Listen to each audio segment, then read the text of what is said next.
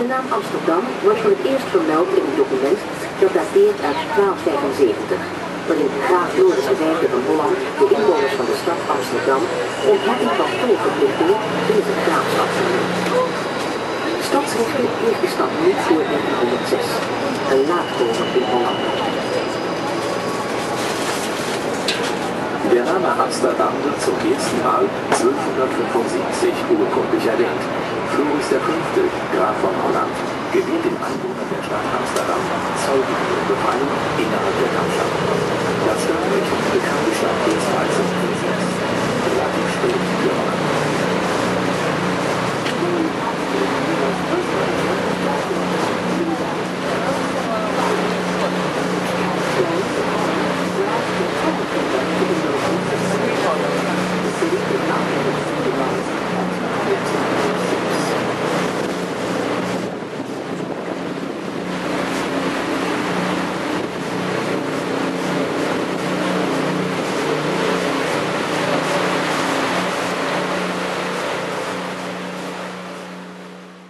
Amsterdam is the second harbor city of the Netherlands.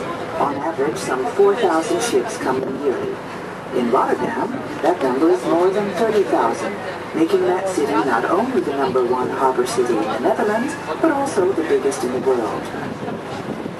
In contrast to most other West European harbor cities, the water here is not salt, but fresh, as a consequence of the locks that shut off both the eastern and western sides of the harbor. Also, because of the locks, the water here is not subject to tides, so there is no ebb and flow, which is a great advantage for the Amsterdam harbor. Uitkijkpost gebouwd. Toen de toren deze functie in de 17e eeuw verloor, bouwde de bouwmeester Hendrik de Keizer de houten sierspits die voorzien is van een carillon. Der Rondelbandsturm auf der rechten Seite wurde Anfang des 16. Jahrhunderts als Ausguck gebaut. Als der Turm diese Funktion infolge der Stadterweiterung im 17. Jahrhundert verlor, baute Architekt Hendrik de Keizer die hölzerne Zierspitze, die mit einem Glockenspiel versehen ist. The Montalbans Tower on the right-hand side was built at the beginning of the 16th century as a watchtower. When the tower lost its function in the 17th century, the architect Hendrik de Keizer built the wooden steeple on top, which contains a carillon.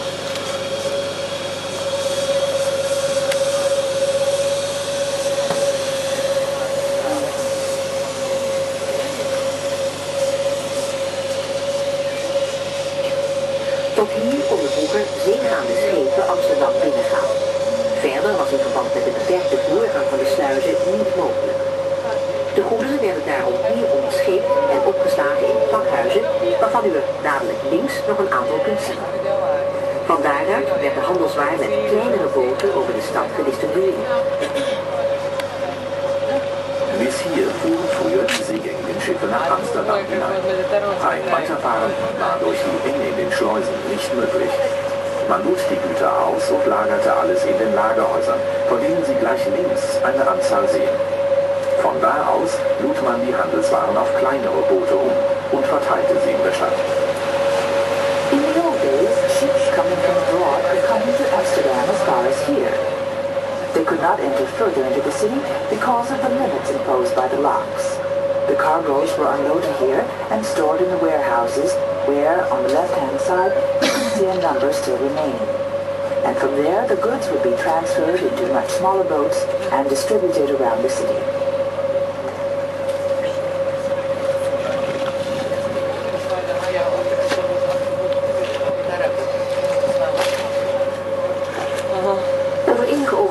Zullen we de oude stad binnengaan via een van de 16 voormalige zeesluizen. In wenigen Augenblicken fahren wir in die alte Innenstadt ein, und zwar durch eine der 16 ehemaligen Meeresschleusen. In a few moments, we will go into the old city via one of the 16 former sea locks.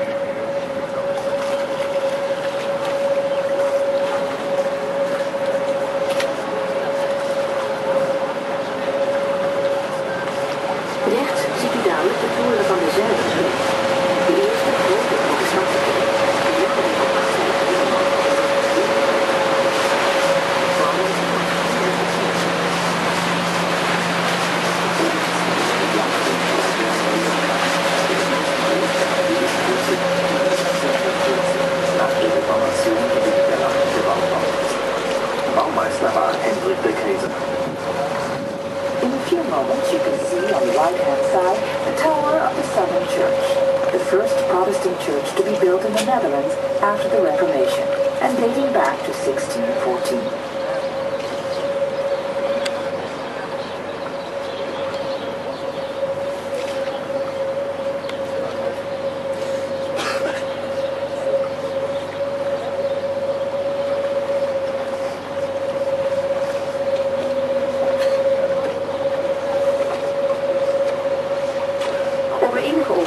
Zullen we deze gracht verlaten en aankomen op de rivier de Amstel, die ondanks de ruim 100 grachten en kanalen die Amsterdam telt, de enige natuurlijke waterweg van de stad is. Aan deze rivier denkt Amsterdam naar naam. In wenigen Augenblicken verlassen wir diese Gracht und erreichen den Fluss, die Amstel, die trotz der über 100 Grachten und Kanäle, die Amsterdam zählt, der einzige natürliche Wasserweg der Stadt ist, den Amsterdam Netherlands.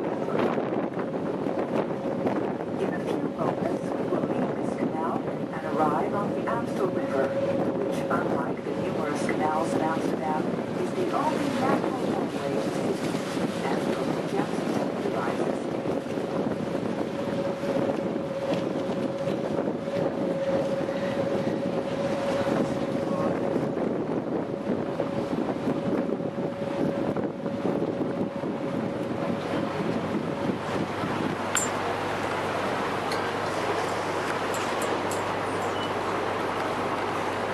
Aan uw linkerzijde nu kunt u het rond bakstenen gebouw zien van het stadhuis dat in 1988 werd geopend. Het ronde gebouw van wit marmer dat daarnaast staat is het muziektheater dat 1 jaar eerder klaar was in 1987. Het is de zetel van de Nederlandse Opera en het Nationaal Ballet.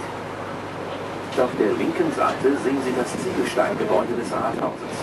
Das runde Gebäude aus weißem Marmor, das neben dem Rathaus steht, ist das Musiktheater, das 1987 eröffnet wurde. Hier haben der niederländische Opernchor und das Staatsballett ihre Heimstätte gefunden. The red brick buildings that you see on the left-hand side belong to the City Hall. The round building with white marble next to it is the Music Theatre. It is the home of the Dutch Opera Company and the National Ballet.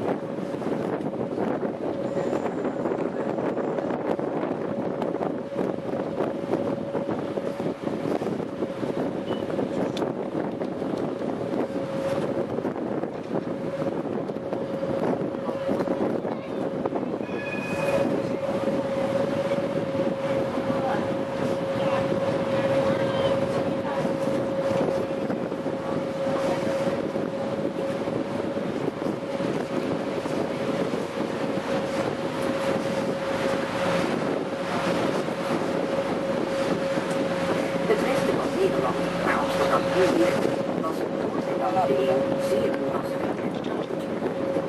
Een gebied waar de zeevrij speelde. Pas na het jaar 1000 vestigden zich kolonisten langs de oevers en de monding van de rivier de Amstel, waar men ter bescherming tegen de getijden van de Zuiderzee omstreeks 1297 de stad bouwde in het gebied van Amstel. De nederzetting die dan ontstond, kreeg de naam Amsterdam. En dat werd later Amsterdam. Der Westen der Niederlande, wo Amsterdam jetzt liegt, war vor dem 11. Jahrhundert sehr sumpfig und kaum besiedelt. Ein Gebiet, in dem das Meer freies Spiel hatte. Erst nach dem Jahre 1000 zogen Ansiedler über kleine und große Flüsse allmählich in den Norden. Sie ließen sich in Bauernhöfen die Ufer entlang nieder und fingen an mit der Kultivierung des Moorlandes zu Agrarzwecken. So auch an den Ufern und an der Mündung des Flusses Amstel, wo man etwa 1270 einen Damm baute, der die Mündung des Flusses abschloss, um die Bewohner vor Hochwasser zu schützen. Die Niederlassung, die rund um den Damm entstand, erhielt den Namen Amsterdam. Amsterdam. The western part of the Netherlands, where Amsterdam is now situated, was, before the 11th century, very marshy and scarcely populated, an area where the sea had a free hand. Not until after the year 1000 did colonists settle along the banks and around the mouth of the Amstel River. Around the year 1270, they built a dam that closed off the river mouth in order to protect themselves against the tides of the Zuiderzee. The settlement that grew around this dam got the name Amsterdam, Amsterdam.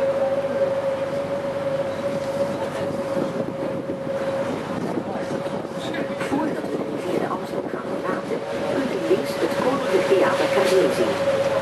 Carré was oorspronkelijk een circustheater dat behoorde aan de familie Carré. Ook aan de linkerzijde ziet u de 17e eeuwse Amstelsluizen. Bevor wir den Amstelfluss verlassen, sehen Sie links das Königliche Theater Carré. Carré war ursprünglich ein Zirkustheater, das der Familie Carré gehörte. Besonders auf diesem Teil der Prinzengracht liegen viele Hausboote. On this stretch of the Princess Canal, you can see many houseboats on both sides. Amsterdam telt momenteel ongeveer 2500 woonboten. Dit bestand mag van vanwege niet worden uitgebreid. De meeste boten beschikken over stroomwater en elektriciteit. En in de jaren 80 is de gemeente begonnen de boten ook aan te sluiten op gasnet, zodat er tenminste extra mogelijk is. Amsterdam zählt im Moment etwa 2500 Hausboote. Mehr als diese Anzahl gestattet die Gemeinde nicht. Die Boote haben einen festen Liegeplatz und neue Liegeplätze werden nicht benötigt. Die meisten Boote verfügen über fließendes Wasser und Elektrizität. In den 80er Jahren hat die Gemeinde damit angefangen, die Boote an das Gasversorgungsnetz anzuschließen, wenigstens soweit dies technisch möglich ist. At the moment, there are some 2,500 houseboats in Amsterdam. The city government will not allow this number to increase. Most boats have running water and electricity at their disposal. In the 1980s, the city began to convert the houseboats to gas, at least in as much as it was technically possible. Na de brug zult u aan beide zijden een uniek uitzicht hebben op de in totaal 7 bootbruggen die achter elkaar over de Reguliersgracht liggen. Nach der Brücke haben Sie auf beiden Seiten einen schönen Blick auf die insgesamt 7 Bogenbrücken der Reguliersgracht, die hintereinander liegen. After the bridge, you will have on both sides a unique view of in total 7 arched bridges, which are one behind the other over the Reguliers Canal.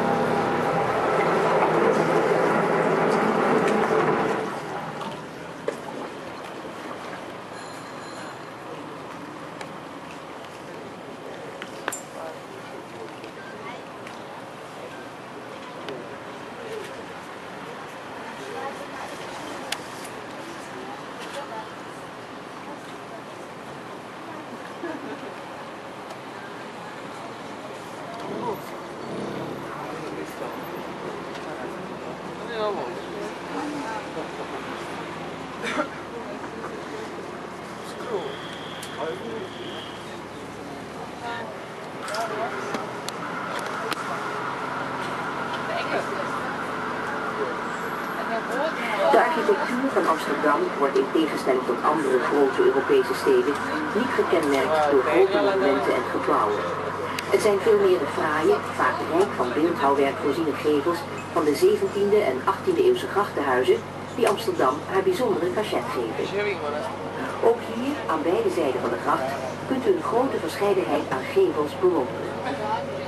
De meest herkenbare gevel is de trapgevel, waarmee de stad in de eerste helft van de 17e eeuw was volgebouwd. Vandaag de dag zijn er nog zo'n 100 over. En dan is er de tuitgevel, als voorgevel meestal niet gebruikt voor woonhuizen, maar voor pakhuizen. Verder kunnen we de klokgevel herkennen in de vorm van een kerkklok. De halsgevel met zijn 2 rechte schouders en een nek. En de lijst of Italiaanse gevel, een rechte lijst die al dan niet voorzien is van versieringen zoals balustrades, familiewapens of figuren. Amsterdamer Architektur wird, im Gegensatz zu anderen großen europäischen Städten, nicht von Monumentalbauwerken geprägt. Es sind eher die wunderschönen, mit Bildhauerarbeit versehenen Fassaden der Grachtenhäuser aus dem 17. und 18. Jahrhundert, die das Stadtbild bestimmen. Bewundern Sie auch hier auf beiden Grachtenseiten die Vielfalt der Amsterdamer Fassaden. Der Treppengiebel, den man am leichtesten erkennt, war die Hauptgiebelart am Anfang des 17. Jahrhunderts. Heute sind nur noch etwa 100 Treppenstufen übrig geblieben. Dann haben wir den Schnabelgiebel. Nicht üblich in der Fassade für Wohnungen, sondern für Lagerhäuser. Weiter erkennen wir den Treppenstufen nach der Bau einer Weihnachtszeit.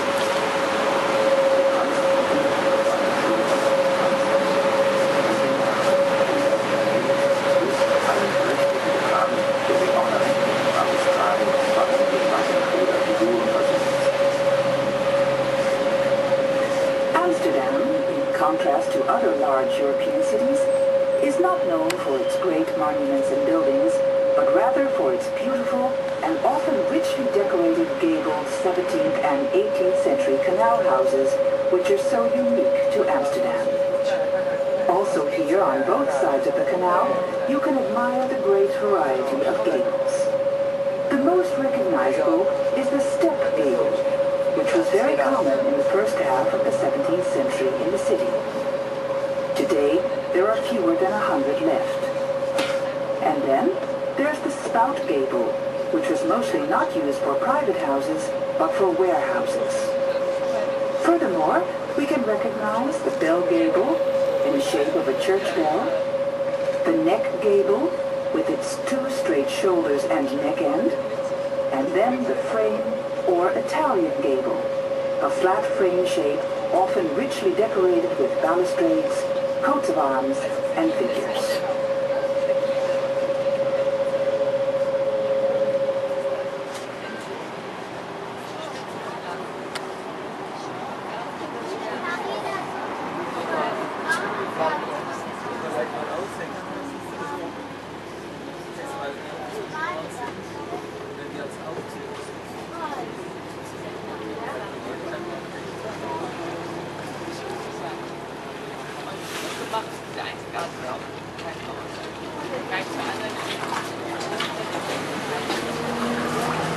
U zult merken dat vrijwel elk huis in Amsterdam boven in de gevel een zogenaamde hijsbalk heeft. De hijsbalken werden vroeger vooral gebruikt om de goederen op te hijsen en in de huizen te brengen. Over de trappen was en is dat nog steeds niet mogelijk, omdat ze om ruimte te scheppen heel smal, steil en draaiend zijn. Ook vandaag de dag gebruiken we de hijsbalken nog, bijvoorbeeld voor verhuizingen.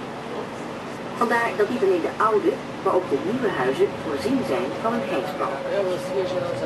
Sie werden feststellen, dass fast jedes Haus in Amsterdam oben in der Fassade einen sogenannten Hebebalken hat. Die Hebebalken wurden früher vor allem für das Hieven der Güter benutzt, die in den Häusern gelagert wurden. Über die Treppe war und ist dies noch immer nicht möglich, weil diese zur Vergrößerung des Wohnraumes sehr schmal, steil und gewunden sind.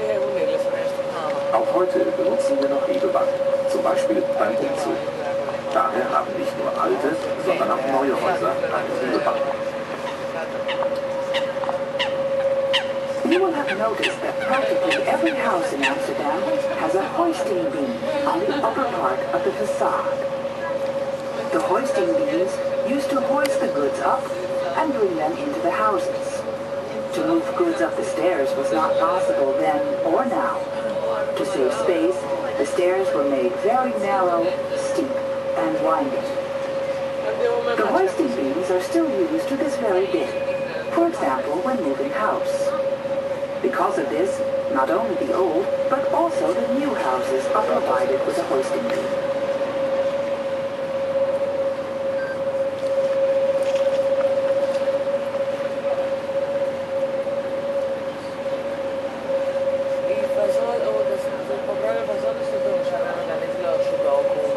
Over enige ogenblikken ziet u rechts 7 bijzonder mooie halsgevelhuizen, de zogenaamde provinciehuizen.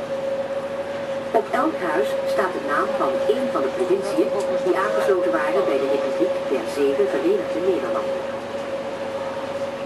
In wenigen Augenblicken sehen Sie rechts 7 besonders schöne Halsgiegelhäuser, die sogenannten Provinzhäuser. Jedes Haus trägt den Namen einer der 7 Provinzen, die der Republik der 7 Vereinigten Niederlande angehören. In a few moments, on the right-hand side, you can see 7 beautiful neck gable houses, the so-called provincie houses. On each house stands the name of one of the provinces that belong to the Republic of the 7 United Dutch Provinces.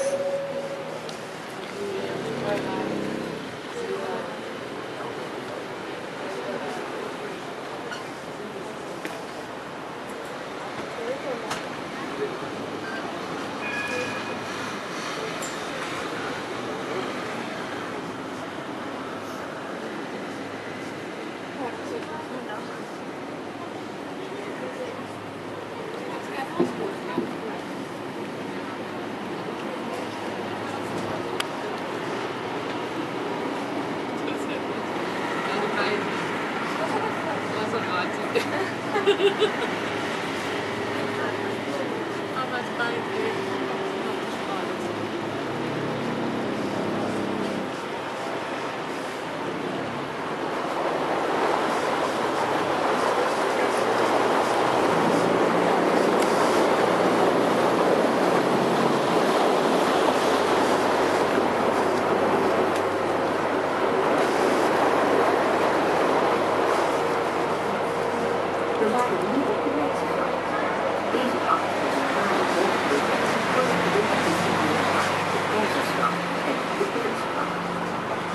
de Leidsegracht ziet men ook in het algemeen niet de zo gebruikelijke combinatie van woon- en pakhuis, maar wat voornamere architectuur. Wir fahren jetzt auf der Leidsegracht. Diese Gracht mit den charakteristischen Bogenbrücken bildet die Verbindung zwischen Herrengracht, Kaisergracht und Prinzengracht. Auf der Leidsegracht sieht man im Allgemeinen nicht die so übliche Kombination Wohn- und Lagerhaus, sondern die feinere Architektur. At the moment, we are going along the Leidse Canal. This canal, with its beautiful arched bridges, forms a connection between the gentlemen's, emperors, and princes' canals. On the Leidse Canal, we don't see the usual combination of residence and warehouse, but a more distinguished architectural style.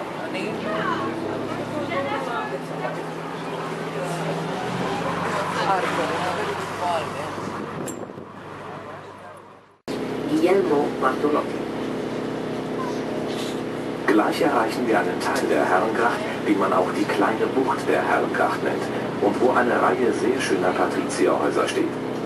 Eines der allerschönsten Häuser aus dem 17. Jahrhundert ist das Doppelhaus aus Ziegelsteinen links, Nummer 170 bis 172, das Bartolotti-Haus. Dieses Haus, nach einem Entwurf des Architekten Hendrik de Keyser, wurde für den Bierbrauer Willem van der Heuvel gebaut, der, reich geworden durch das Erbe eines italienischen Verwandten, den Familiennamen Guglielmo Bartolotti annahm.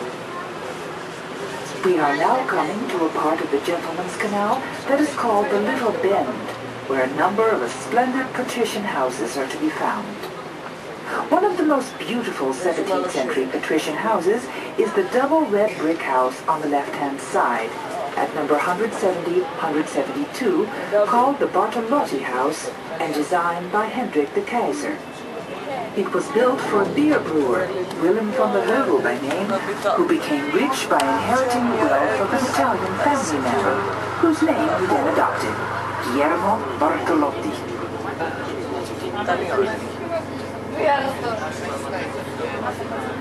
Nein, ich muss schon.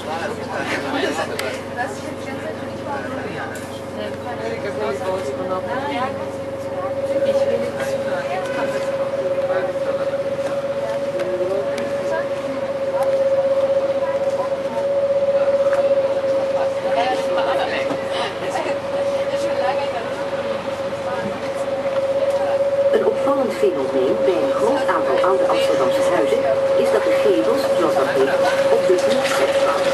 Ofwel dat ze naar voren rijden. Hoewel de werkelijke reden voor deze manier van bouwen niet bekend is, neemt men aan dat het een puur esthetische kwestie was. Van beneden af gezien komt de gevel beter tot zijn recht door het verkorte perspectief. Andere mogelijke redenen zouden kunnen zijn dat men op deze manier de ramen wilde beschermen bij het oprijzen van de goederen, of wellicht om de voorgevel te beschermen tegen het inslaande regenwater. Ein auffallendes Phänomen bei einer Vielzahl Amsterdamer Häuser ist, dass die Fassaden überhängen. Obwohl der wirkliche Grund für diese Bauweise nicht bekannt ist, nimmt man an, dass es eine rein ästhetische Angelegenheit war. Von unten betrachtet kommt die Fassade durch die verkürzte Perspektive besser zur Geltung. Andere mögliche Gründe wären, dass man auf diese Weise die Fenster beim Hochliefen der Güter schützen wollte oder vielleicht als Schutz vor den einschlagenden Regenwasser. One very conspicuous feature of a large number of old Amsterdam houses is that they are built with the gables slanting forwards. Although the actual reason why is not known, we presume that it was for purely aesthetic reasons, so the gables could be seen more easily. Another possible reason could be that the windows would be less likely to be damaged when hoisting goods up, or perhaps to protect the gable from rainwater coming in. Aan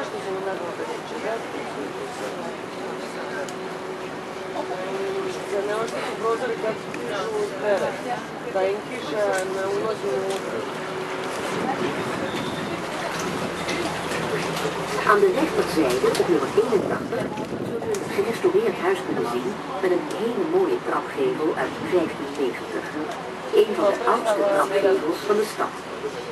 Rechts, Nummer 81, sehen Sie ein restauriertes Haus mit einem schönen Treppengiebel von 1519.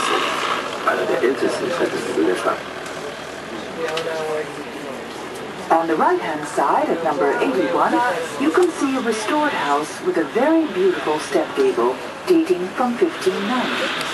It is one of the oldest step gables in the city. Op nummer 43 en 45 aan uw rechterzijde ziet u de alleroudste huizen van de Herengracht. Het zijn de twee pakhuizen met stuitgevels, het fortuin en de arkenmoord. Waarschijnlijk dateren ze al van voor 1600. Nummer 43 und 45 rechts sehen Sie die ältesten Häuser der Herrengracht. Es sind zwei Lagerhäuser mit Schnabelgiebel, Fortuna und die Arche Noah.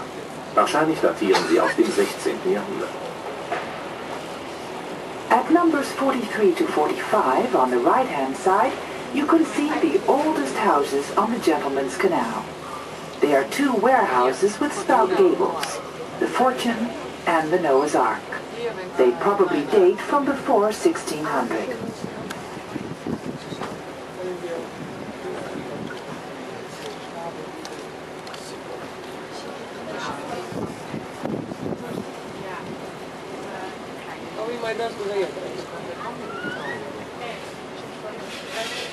We waren nu in de Brouwersgracht, die gegraven werd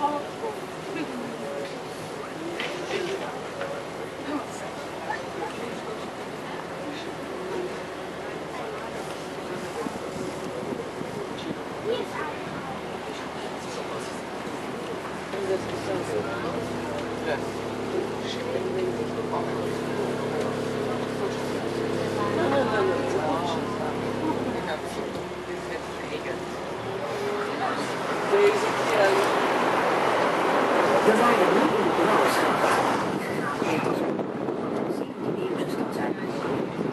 De naam Brouwersgracht herinnert aan de talrijke brouwerijen die destijds in deze buurt gevestigd waren. Wir waren jetzt auf der Brauersgracht, die als Teil der Stadterweiterung im 17. Jahrhundert ausgehoben wurde. Der Name Brauersgracht erinnert uns an die zahlreichen